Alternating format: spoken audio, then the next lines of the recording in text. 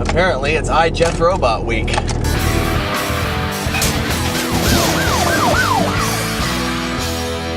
Because this video is going to be a response to Jethro's video.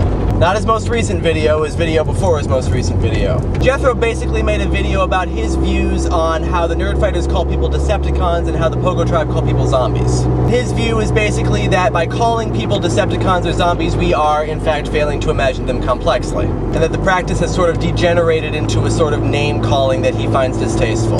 Now Jethro, I'll be perfectly honest with you, this is an issue I hadn't really thought a lot about until I saw your video. And actually you asked me a question about Decepticons and zombies on my Formspring account and I wasn't quite sure how to answer it. Basically what I said then and what I still kind of think now is that calling people Decepticons or zombies is not so much directed at people as it is at ideas. Let's look at Nerdfighteria for a minute. Many times has the question been asked, what is a Nerdfighter? And the answer that we keep giving is that a Nerdfighter is someone who's made of awesome. But there is actually an answer to this question that I like a lot better than that one. If you want to be a Nerdfighter, you already are one. It says that if you look at the videos, if you look at this community, if you look at this group of nerds and you think, wow, this is really cool, I really want to be a part of it, then you are a Nerdfighter. But if you look at it and say, good God, what a bunch of losers, keep them away from me, then you're a Decepticon. But Jethro is asking the question, could there not be a third category? Could there not be a person who looks at the community of Nerdfighters and says, yeah, I like what they're doing and I think it's really, really cool, but I don't really want to be a Nerdfighter myself.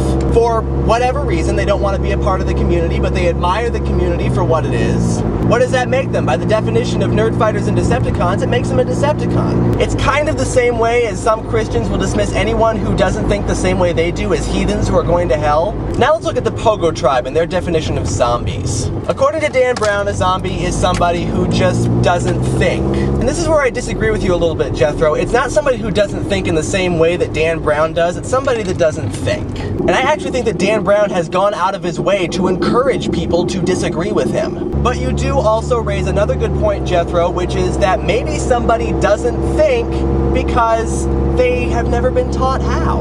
This is not an unreasonable conclusion to make because a lot of people have been raised in such a way. I mean, does it still make them zombies if nobody's bothered to sit them down and teach them how to think these things through? And I think one of the best points that you made, and it's one that you didn't spend a lot of time on, but it is a really good point. These terms like Decepticons and zombies, they really can degenerate into just name calling, which is childish and juvenile, as any of us who are nerds or geeks or dorks and who have been called such things in elementary school know better than anybody.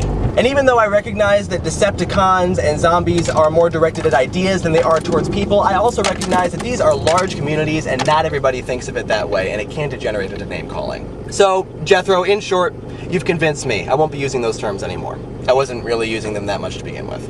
And that does it for today. I will be gone for the next week, so you won't see me for a little while on this channel, but I will be back, I promise you. Until then, see you next time. Vlog driver bot.